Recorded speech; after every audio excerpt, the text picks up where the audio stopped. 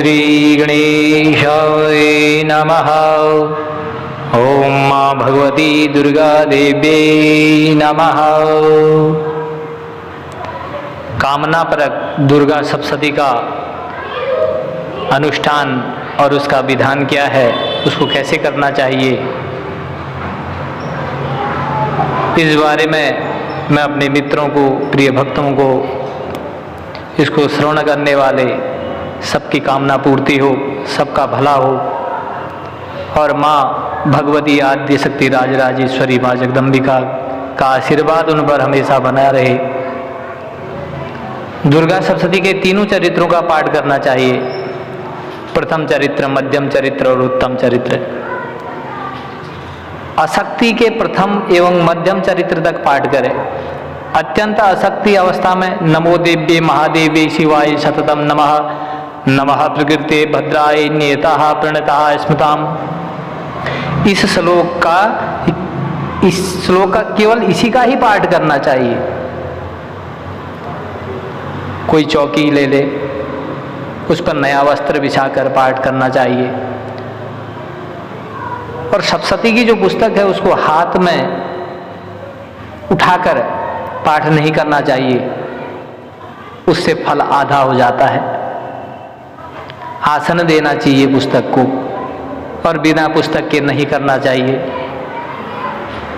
सप्तशती का पाठ अधिक शीघ्रता से नहीं करना चाहिए, मन में भी नहीं करना चाहिए। मन ही मन करने से भी उसका कोई फल नहीं है। अति शीघ्र उसका भी कोई फल नहीं है। और आप स्वयं अपने हाथ से लिखी हुई पुस्तक से कभी पाठ नहीं करना चाहिए। ग्रंथों के रचयिता हैं, उनके द्वारा रची हुई पुस्तक के द्वारा पाठ करना चाहिए। उपसर्ग, शांति एवं ग्रहजन्य पीड़ा तथा अति भयंकर उत्पात और महामारी शांति, शत्रुनाश के लिए क्रमशः 3, 5, 7, 9, 11 और 12 पाठ करने चाहिए। संकट, शारीरिक कष्ट, औषधि के दवाई के काम न करने पर, जाति, कुल एवं आयु नाश में, शत्रु रोग वृद्धि में, धन नष्ट होने पर, जय और राजवृद्धि में 100 पाठ करने चाहिए।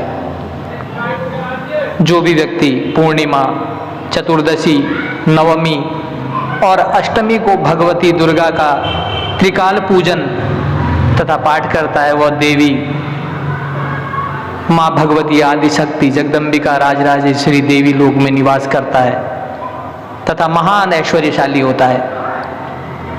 जो मनुष्य रविवार को सप्तशती का पाठ करता है, करवाता है, उसे 9 आवर्ती का फल प्राप्त होता है। उसी प्रकार सोमवार को पाठ करने से 1000 पाठ करने का फल प्राप्त होता है। मंगलवार को पाठ करने से 100 पाठ करने का पुण्य फल प्राप्त होता है। बुधवार को पाठ करने से 1 लाख पाठ का फल तथा गुरुवार और शुक्रवार को पाठ करने से 2 लाख चंडी पाठ का फल एवं शनिवार को पाठ करने से 1 करोड़ पाठ करने का फल प्राप्त होता है। शुक्ल पक्ष की षष्ठी से आरंभ कर शुक्ल पक्ष की चतुर्दशी तक जो साधक, जो व्यक्ति, जो भी पुरुष स्त्री 9 पाठ करता है, उसे समस्त कार्य की सिद्धि प्राप्ति होती है। किन्हीं किन्हीं तंत्रों में कृष्ण पक्ष को अष्टमी से लेकर कृष्ण पक्ष में की चतुर्दशी तक वृद्धि क्रम से पाठ करने पर उक्त फल मिलता है, ऐसा बताया गया है। मोक्ष प्राप्ति के लिए खीर से, मारण में उड़द का, मोहन में मधु मिश्रित पायस का, उच्चाटन में त्रिमधु का और स्तंभन में मातुलिंग फल और वशीकरण में सरसों से हवन करना चाहिए। जो साधक नाभि मात्र जल में खड़े होकर नवार्ण मंत्र का 1000 जप करता है, उसे कविता करने की शक्ति प्राप्त हो जाती है, कवि बन जाता है वो व्यक्ति। उसकी वाणी से अमृत निकलता है एवं वह भवबंधन से छूट जाता है। दुर्गा माता आदि शक्ति का ध्यान है विद्युत्ताम समप्रभां मृगपते स्कन्धे स्थितां भीषणां कन्याभिगर्वालखेटविलसत्स्ताविरासेवितां हस्ते चक्रगदासिकेटविशिखां शापं गुणं तर्जनीं बिभ्राणां मल्लात्मिकां शशिधरां दुर्गां त्रिनेत्रां भजे खड्गं चक्रगदेषु चापपरिघां शूलम्बुसुण्डिं शिरा शङ्खं सन्ददतिं करे स्त्रिनयनां सर्वाङ्गभूषावृतां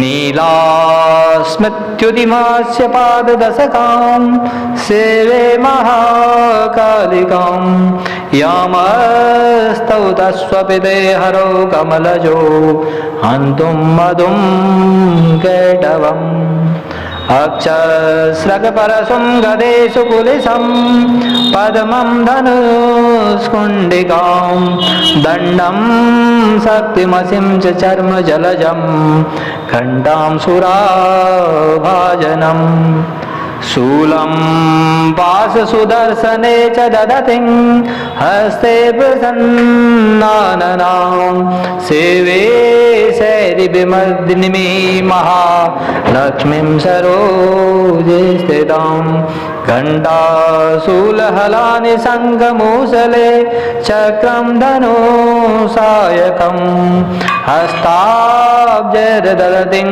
घनान्तविलक्षितां सुतुल्यप्रभां गौरी देहसमुद्भवां त्रिजगताम् आधारभूतां महापूर्वामत्र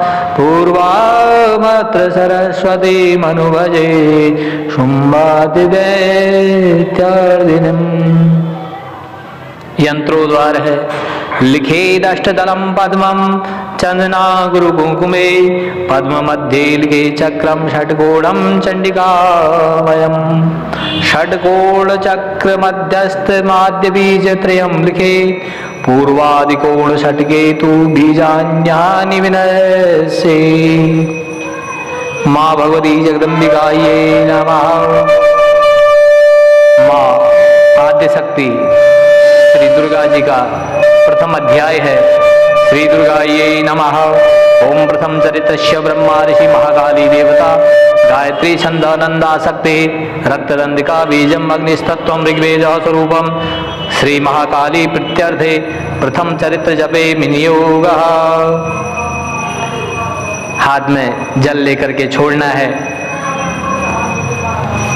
उसके पश्चात ध्यान है भगवान विष्णु के क्षीर सागर में शयन करने पर महाबलवान दैत्य मधु और कैडप के संहार निमित्त पद्म योनि ब्रह्मा जी ने जिनकी स्तुति की थी उन महाकाली देवी का मैं स्मरण करता हूँ। वे अपने 10 भुजाओं में क्रमशः खड्ग चक्र गदा बाण धनुष परिग फेंक कर चलाया जाने वाला एक प्राचीन अस्त्र शूल भुजुंडी बंदूक मस्तक और शंख धारण करती हैं। वह 3 नेत्रों से युक्त और उनके संपूर्ण अंगों में दिव्य आभूषण कभी जीर्ण न होने वाले पड़े हैं। नीलमणि के सदृश उनके शरीर की आभा है एवं वे 10 मुखी तथा 10 पादों वाली हैं। मार्कंडेय जी ने कहा सूर्य के पुत्र सावर्णी जिनकी गणना 8 मनुओं में की गई है उनके उत्पन्न होने की कथा तथा सविस्तार वर्णन करता हूँ। सुनो। सूर्य पुत्र महाभाग सावर्णी भगवती महामाया की कृपा से जैसे मनमंत्र के स्वामी हुए मैं वही घटना कहता हूँ। प्राचीन काल में स्वारोचिष नामक मनवंतर में सुरथ नामक एक बहुत ही प्रतापी राजा हुए थे। उनकी उत्पत्ति चैत्र वंश में हुई थी और सारी पृथ्वी पर उनका एक छत्र राज्य था। वे प्रजाओं को अपनी संतान के समान पालन पोषण करते थे। इतना होने पर भी कोल विध्वंसी नामक क्षत्रिय उनके शत्रु बन बैठे थे। राजा सुरथ दंड नीति का अत्यंत कड़ाई से पालन करते थे। राजा का विपक्षियों के साथ युद्ध हुआ। यद्यपि कोल विध्वंसी लोग अल्पसंख्यक वर्ग के थे फिर भी उन लोगों ने राजा सुरथ पर विजय पा ली। राजा शत्रुओं से पराजित होकर अपने नगर को लौट आए और उनके देश तक ही उनका राज्य सीमित हो गया। पहले से अधिकृत की गई भूमि उन्हें छोड़नी पड़ी किंतु पीछ पर भी विद्रोहियों ने उनका पीछा नहीं छोड़ा। राजा सुरथ पर पुनः आक्रमण कर दिया। राजा के बल पौरुष का ह्रास हो चुका था, इसलिए ऐसे सुयोग को मंत्रियों ने हाथ से जाने देना उचित न समझा और उन दुरात्मा मंत्रियों ने राजकीय सेना, वाहन, कोषागार आदि पर अपना पूर्ण आधिपत्य जमा लिया। राजा का स्वामित्व छिन गया था, इसलिए वे घोड़े पर सवार होकर अकेले ही आके के बहाने घने वन के भीतर चल दिए। उस वन में पहुंचकर राजा सुरथ को विप्रों में श्रेष्ठ मेधा मुनि का आश्रम दिखाई पड़ा। उनके आश्रम में अनेकों मांसभक्षी हिंसक पशु अपनी हिंसावर्ती को छोड़कर अत्यंत शांत भाव से विचरण करते थे। मुनि के शिष्य गणों से उस आश्रम तथा वन का सौंदर्य खिल उठा था। आश्रम में राजा के उपस्थित होने पर मुनि ने उनका सत्कार किया। राजा भी कुछ दिनों तक मुनि के आश्रम में रहकर विहार करते रहे। मोह और माया के ग्रस्त होकर एक बार वहां राजा अपने मन में इस प्रकार चिंतन करने लगा, जो नगर पूर्व काल में मेरे पूर्वजों द्वारा शासित और पालित था, आज वही नगर मुझसे हीन होकर वीरान हो रहा है। न जाने मेरे अधम कर्मचारी उसकी धर्म परायणता के साथ रक्षा करते हैं या नहीं। मेरी हाथी जो सदा अपने शरीर से मद बहाया करता था और वीर था, न जाने वह किस अवस्था में होगा। जो लोग मेरी कृपा दृष्टि, धन और भोजन के लिए लालायित रहकर मेरा अनुगमन करते थे, वे संचित लोग अब निश्चय ही अन्य राजाओं के आश्रित होकर मेरे धन का उन लोगों के द्वारा दुरुपयोग किए जाने से अब कोष निश्चय ही रिक्त हो चुका होगा। इस प्रकार की अनेक चिंताएं राजा के मन में उथल पुथल मचा रही थी।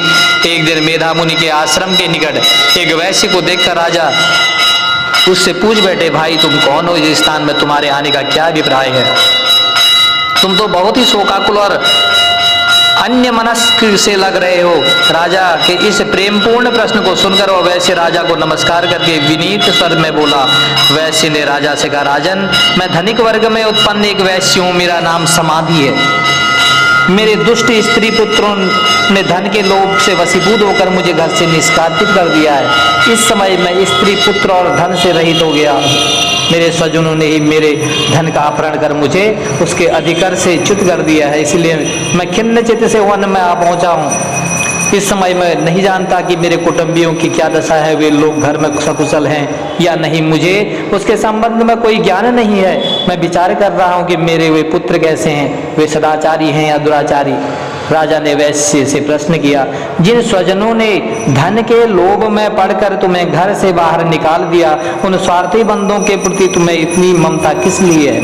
वैश्य ने उत्तर दिया, आपका मेरे संबंध में इस प्रकार का पूछना उचित है, मैं क्या करूं? मेरा मन कुटुंबियों के प्रति निर्दय व्यवहार का नहीं हो रहा है। जिन लोगों ने धन की आकांक्षा से आदर, प्रेम और आत्मीयता की भावना का परित्याग कर मुझे इस दशा में पहुंचा दिया, उन्हीं लोगों के प्रति मेरे मन में अगाध स्नेह तथा ममत्व का भाव है। हे महानुभाव, यह सब जानकर भी बंधु बांधवों के प्रति मेरे मन में जो प्रेम का समुद्र हिलोरे ले रहा है, यह क्या है? जानने का प्रयत्न करने पर भी मैं इस बात के रहस्य को नहीं समझ पा रहा हूँ। लोगों के वियोग में से मैं ऊषा से ले रहा हूँ, जिसके फलस्वरूप मेरा हृदय अत्यंत व्यथित हो रहा है। उन लोगों में मेरे प्रति प्रेम का नितांत अभाव है, तो भी मेरा मन उनके लिए तड़प रहा है। इसलिए मैं क्या करूं? मार्कंडेय मुनि ने कहा, हे ब्राह्मण, तत्पश्चात राजा सुरथ और समाधि नामक वैश्य एक साथ ही मेधा मुनि की सेवा में उपस्थित हुए और उनके प्रति उचित सम्मान दिखाकर वहीं बैठ गए। तब वैश्य और राजा ने परस्पर कुछ वार्ता प्रारंभ किया। तब राजा बोले, भगवान, मैं आपसे एक निवेदन करना चाहता हूँ, आप उसे कृपा करके बताइए। मेरा मन स्ववश में न रहने के कारण बहुत ही क्लेशित है। जो राज्य मेरे हाथ से छिन गया है, उसके लिए अभी तक मेरे मन में पहले की तरह ममता बनी हुई है। हे मुनियों, मैं श्रेष्ठ यह बात ही मैं समझता हूँ कि अब उस पर मेरा सतत तो नहीं रह गया है, उसे अन्य लोगों ने हस्तगत कर लिया है। फिर भी अज्ञानियों की तरह से उसी के मोह में लिप्त हूँ। यह सब क्या बात है? मेरे ही समान परित्यक्त होकर निष्कासित कर दिया गया है। इसके स्वजनों ने भी इसका परित्याग कर दिया। यह जानते हुए भी यह वैश्य उन्हीं लोगों के स्नेहवास में आबद्ध है। हम दोनों का ही हृदय इन सब बातों से अत्यंत शुद्ध है। दोष युक्त विषय में भी अभी तक मेरा मन ममतावश आकर्षित हो रहा है। हे महाभाग, हम दोनों ही समझदार हैं, फिर भी हम में जो मोह की प्रबल धारा उमड़ पड़ी है वह क्या है? हम दोनों में प्रत्यक्ष रूप से अज्ञान के लक्षण दिखाई पड़ रहे हैं। तब ऋषि ने कहा, हे महाभाग, विषय मार्ग का ज्ञान सभी प्राणियों में विद्यमान होता है। इसी प्रकार विषय भी सभी जीवों के भिन्न भिन्न होते हैं। कुछ प्राणियों को दिन में नहीं दिखाई पड़ता, ठीक इसके विपरीत कुछ जीव रात्रि में नहीं देख पाते। इसके अतिरिक्त कुछ जीव ऐसे भी होते हैं जो समान रूप से दिन और रात्रि में देख सकते हैं। यह बात सत्य है कि सभी प्राणियों में मनुष्य वर्ग अधिक समझदार होते हैं, किंतु केवल वे ही इस प्रकार समझदार नहीं होते। उनके अतिरिक्त पशु पक्षी और मृगादि जीव भी समझदार होते हैं। मनुष्य की बुद्धि भी पशु पक्षी और मृगादि जीवों के ही समान होती है। जैसी मनुष्य की समझ होती है वैसी ही उन मृगादि जीवों की भी होती है। साथ ही साथ अन्य बातें भी प्रायः इन दोनों में समान रूप से पाई जाती है। इन पक्षियों को ही देखो, समझदार होते हुए भी स्वयं सुधातुर रहकर अपने बच्चों की चोंच में स्नेह से अन्न के कण डाल देते हैं। हे राजन, क्या तुम नहीं जानते कि ये मनुष्य समझदार होते हुए भी लोभवश अपने उपकार के बदले उपकृत होने के निमित्त पुत्रों की इच्छा रखते हैं? यद्यपि उन सब में ही भी समझदारी का भाव होता है, फिर भी वे संसार की स्थिति, जन्म मृत्यु की परंपरा को बनाए रखने वाली महामाया भगवती की प्रभाव द्वारा मोह रूपी भंवर में डाल दिए जाते हैं और उसी में वे जीव डूबते उतरते रहते हैं। इसमें आश्चर्य की कोई बात नहीं है। जगत पिता विष्णु भगवान की योग निद्रा रूपिणी महामाया से ही यह सारी सृष्टि मुग्ध हो रही है। वे महामाया ज्ञानियों के चित्त को भी बलात् आकर्षित करके मोह सागर में डाल देती हैं। वे ही समस्त सृष्टि की जगतदात्री हैं तथा जब वे ही प्रसन्न होती हैं तब मनुष्यों के उद्धार के लिए मुक्ति लाभ का वरदान भी देती हैं। वे ही पराविद्या, विद्याएं दो होती हैं, परा और अपरा। संसार बंधन और मोह ममता उत्पन्न करती सनातनी देवी हैं तथा समस्त ईश्वरों की भी अधिष्ठात्री हैं। तब राजा ने प्रश्न किया, भगवान, जिन्हें आप महामाया कहकर संबोधित कर रहे हैं वे देवी कौन सी हैं? हे ब्राह्मण, उनका प्रादुर्भाव किस प्रकार से हुआ? उनके चरित्र कौन कौन से हैं? ब्रह्मविदों में श्रेष्ठ मुनि उन देवी की उपरोक्त कथाएं मैं आपके श्रीमुख से श्रवण करना चाहता हूँ। ऋषि ने कहा, राजन, यथार्थ में देवी का स्वरूप नित्य और सनातन है। यह समस्त जगत उन्हीं का स्वरूप और वे ही देवी समस्त विश्व के चराचर प्राणियों में व्याप्त हैं। उनकी उत्पत्ति अनेक प्रकार से होती है, वह मैं तुम्हें सुनाता हूँ। यद्यपि वे जन्म रहित और नित्य स्वरूपा हैं, तो भी जब देवताओं की कार्य सिद्धि के निमित्त अवतार ग्रहण करती हैं उस समय उन्हें लोक में अवतरित होना माना जाता है। कल्पांत में जब समस्त विश्व महासमुद्र में विलीन हो रहा था और सब जीवों के पालनकर्ता भगवान विष्णु शेष सैया पर योग निद्रा में अभिभूत हो रहे थे, उस समय उनके कानों की मैल से दो भयंकर दानवों की उत्पत्ति हुई। वे असुर मधुकैटभ नाम से जगत में विख्यात हुए। जन्म लेने के बाद ही वे दानव सृष्टिकर्ता ब्रह्मा जी का वध करने को उद्यत हो गए, व्याकुल हो गए। उस समय ब्रह्मा जी भगवान विष्णु के नाभि कमल में अवस्थित थे। अपने पास राक्षसों के उपस्थित होने पर वे निद्रा विभूत भगवान को जागृत करने के लिए भगवान के नेत्रों में योग निद्रा की स्तुति करना प्रारंभ किया। भगवान की वह अद्वितीय शक्ति ही जगतदात्री, विश्व की अधिष्ठात्री तथा संसार का पालन और संहार करने वाली मानी गई है। उनकी योग माया भगवती निद्रा देवी की ब्रह्मा जी आराधना करने लगे। ब्रह्मा जी बोले, देवी तुम ही स्वधा स्वाहा स्वधा और वसटकार हो, स्वर भी तुम्हारा ही रूप है। तुम ही प्राणदात्री अमृत रूपा हो। नित्य अक्षर वर्णों में अकार, उकार और मकार, इन तीनों मात्राओं में तुम्हारा ही अवस्थान है। इन तीन मात्राओं से भिन्न जो बिंदु रूपा नित्य अर्ध मात्रा है, जिसका उच्चारण विशेष रूप से नहीं हो सकता, वह भी तुम ही हो। हे देवी, तुम ही संध्या, सावित्री तथा परम जननी स्वरूपा हो।